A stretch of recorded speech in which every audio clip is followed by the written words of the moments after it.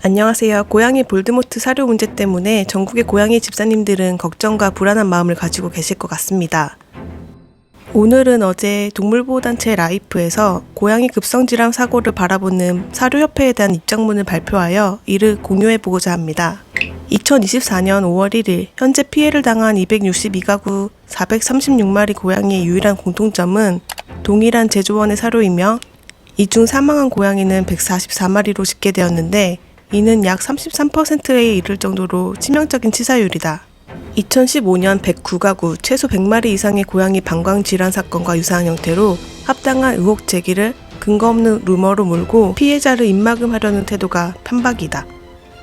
기사를 통해 한국사료협회가 사료 안정성 검사를 진행했으나 사료에 어떠한 유해성 물질도 검출되지 않았고 이는 고양이 급사의 원인은 사료가 아님을 입증한 것이라는 사료협회 관계자의 말을 인용했으며 이 관계자는 정부의 공식적인 발표에도 일부 동물보호단체가 특정 사료 제품에 대해 근거 없는 루머를 제기함으로써 사회적 혼란을 가중시키고 있다며 이번 안정성 검사는 무분별하게 퍼지고 있는 허위사실 유포와 소비자의 신뢰를 위협하는 행위에 대해 강력히 대처하겠다는 의지로 해석된다고 덧붙였다.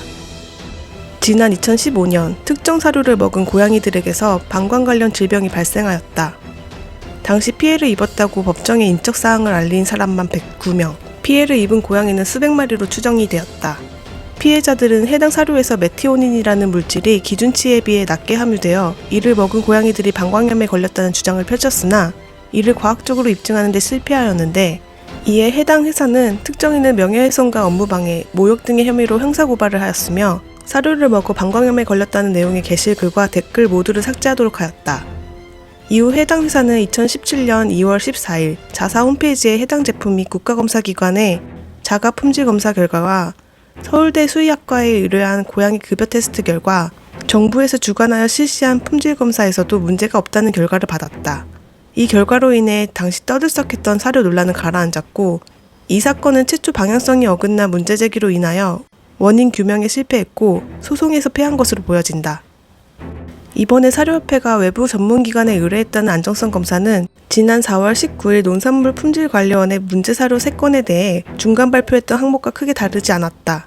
사료협회가 정밀 분석했다고 주장하는 37개 항목은 이미 농관원에서 불검출되어 적합 판정을 받았던 잔류농약 항목이라 큰 의미가 없는 검사 결과로 보인다. 동물보호단체 라이프나 묘연은 무분별한 의혹 제기가 아님을 분명히 밝힌다. 현재 수의계에서도 피해 고양이들의 임상 증상이 급성 독성 질환으로 보인다는 의견이 대다수를 차지한다. 이들 독성 성분은 누가 강제적인 방법으로 주입시킨 것이 아니라며 고양이의 구강을 통해 흡수되었을 가능성이 가장 높다. 따라서 라이프와 묘연은 사료, 물, 간식, 모래까지 조사하게 되었으며 전국적으로 400건이 넘는 피해 사례들 중에서 특정 제조원에서 생산된 사료가 유일한 공통점이었기 때문에 사료가 원인일 수도 있다는 합리적인 의문을 제기하게 된 것이다. 라이프와 묘연은 차량 급발진 사고를 피해자가 입증해야 하고 수사기관에 의해 결국 운전미숙으로 결론나는 대한민국 소비자 구제 방식에 강한 불만을 품고 있으며 이번 고양이 피해자들에게도 구매미숙이라는 피해자 과실처럼 보이는 결과가 도출되지 않도록 최선의 노력을 다할 것임을 밝힌다. 이렇게 동물보호단체 라이프에서 발표한 입장문을 전해드렸는데요. 전문을 모두 읽어보니 아직까지도 고양이 문제 사료에 대한 정확한 원인 규명은 없고 피해자가 원인 입증을 해오라는 듯한 현재 실정에 분통이 터집니다.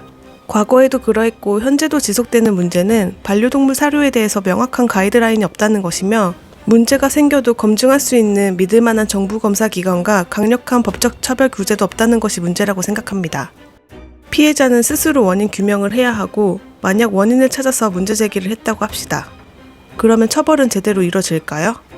솜방망이 처벌로 결론 짓고 비슷한 문제가 또 향후에 터지지 않을까요? 답답합니다.